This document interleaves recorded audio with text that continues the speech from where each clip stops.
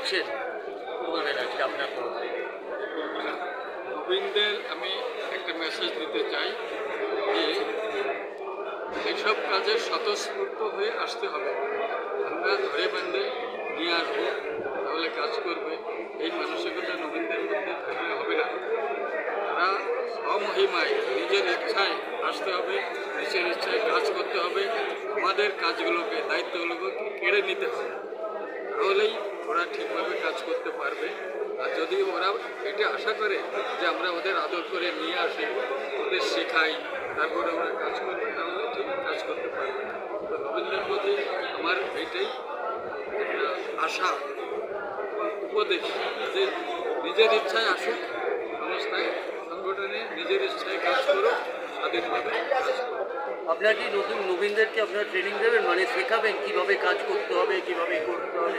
প্রয়োজনে শেখাবো আর তারাও নিজের আইডিয়া ক্রিয়েট করবে, নিজের আইডিয়া নতুন নতুন সমাজ পরিবর্তন হচ্ছে, সেই পরিবর্তনের মধ্যে নিজেকে খাপ খাইয়ে নিজেদেরও নতুন নতুন আইডিয়া ক্রিয়েট করতে হবে। আমাদের পুরানো আইডিয়া, আমাদের নতুন আইডিয়া। আচ্ছা, আপনাদের সমাজ কি কাজ করে, মানে আপনাদের সংস্থা সমাজের জন্য কী কাজ করে? আমাদের সমাজটা হচ্ছে একটা পার্টিকুলার কমিউনিটি নিয়ে, মানে মেম্বার হতে পারে শুধু পার্টিকুলার কমিউনিটি, যেটা নমশূদ্র সম্প্রদায়।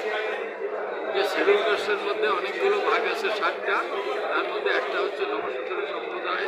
সেই নমশূদ্র সম্প্রদায়েরাই এর মেম্বার হতে পারে, কিন্তু কাজ আমরা সবার জন্য করি। দলিতদের জন্য, দুর্বল, সামাজিক অর্থনৈতিকভাবে যারা দুর্বল, তাদের সমস্ত শ্রেণীর লোকেদের জন্য আমরা কাজ করি।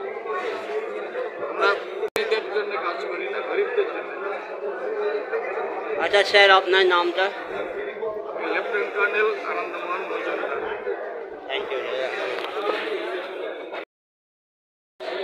মূলত আজকে আপনাদের নবসূত্র সমাজ সংস্থা কি উপলক্ষে আজকে আপনারা এই আমাদের প্রত্যেক বছর বার্ষিক সাধারণ সভা হয়।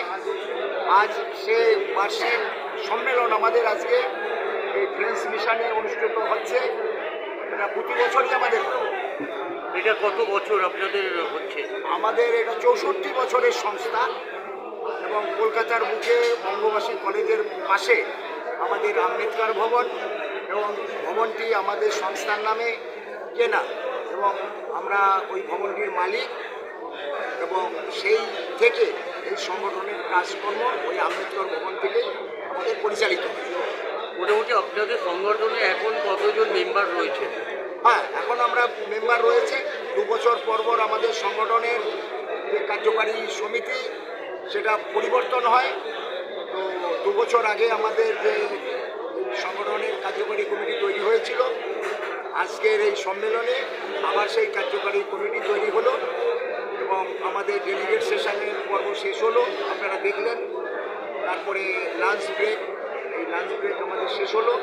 এখন আমরা আবার প্রকাশ্য সম্মেলন এখনই আমরা শুরু করছি। আজকে কি আপনারা রদবদল করলেন আপনাদের কমিটির মধ্যে? কোনো কমিটির আমাদের যে অফিস রদবদল, সেটা হচ্ছে জেনারেল সেক্রেটারি, প্রেসিডেন্ট। এটা আমাদের পরবর্তীকালে আমাদের সেন্ট্রাল কমিটির যে মেম্বার হলো 41 জন, সেই 41 জন সেন্ট্রাল কমিটির মেম্বার, সেখানে আমাদের অফিস বেয়ারার পদাধিকারী নির্বাচিত হবে।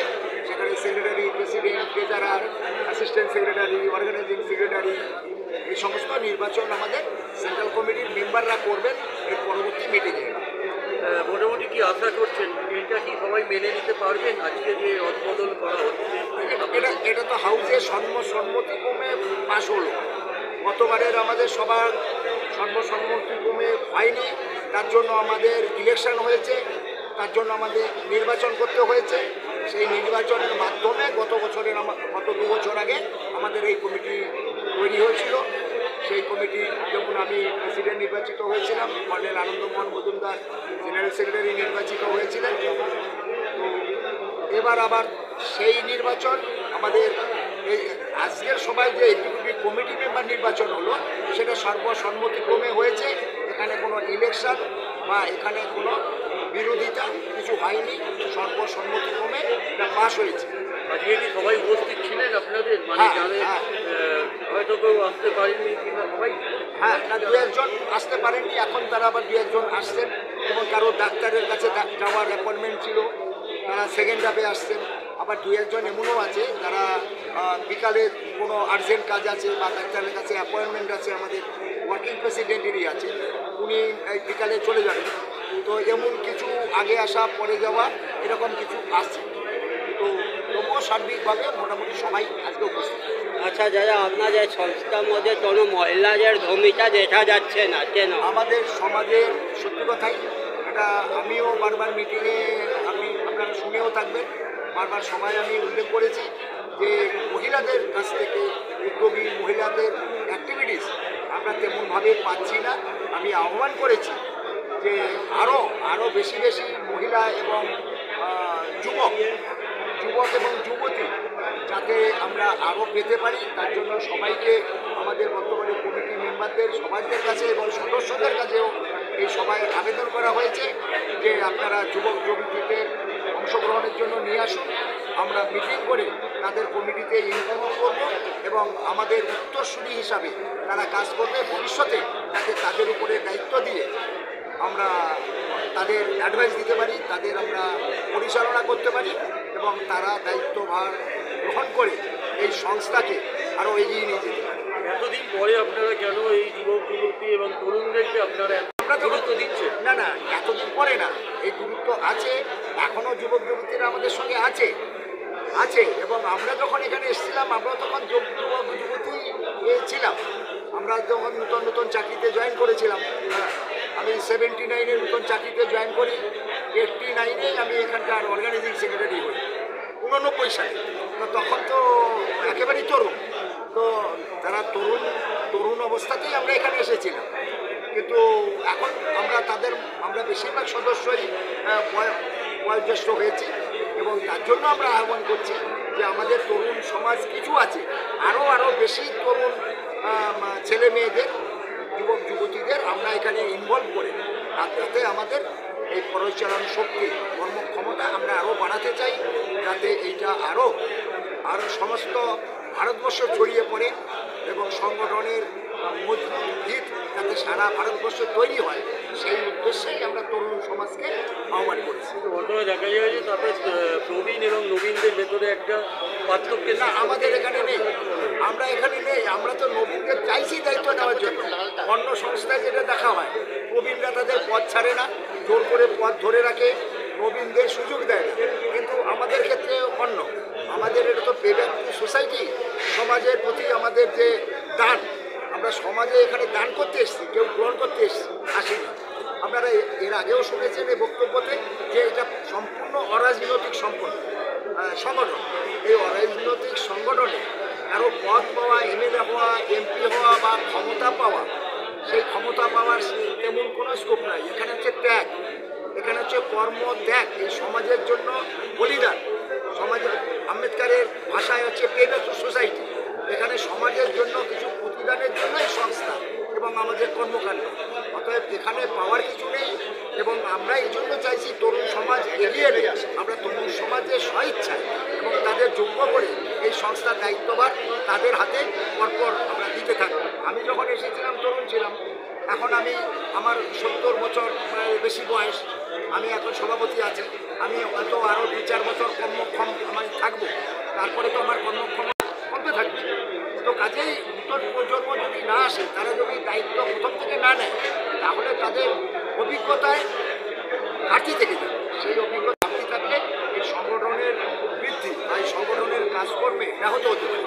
এই জন্য আমরা চাইছি যে যত তাড়াতাড়ি সম্ভব আমরা এই যুবতীদের তৈরি করে তাদের হাতে দায়িত্বভার দিয়ে আমরা তাদের সঙ্গে থেকে কাঁধে কাঁধ মিলিয়ে আমরা যাতে এই সংগঠনকে আরও মজবুত করতে পারি, সংগঠনকে এই বঞ্চনার বিরুদ্ধে লড়াই করার জন্য আমরা যেন বেশি আরও তৎপর হতে পারি, বেশি সদার্থক ভূমিকা পালন করতে পারি।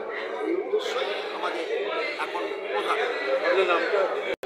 আমার নাম সত্যরঞ্জন বারুণী, আমি এলাহাবাদ ব্যাংকে ছিলাম, আমি 30-35 বছর ম্যানেজারি করে রিটায়ার করেছি, 10 বছর রিটায়ার করেছি।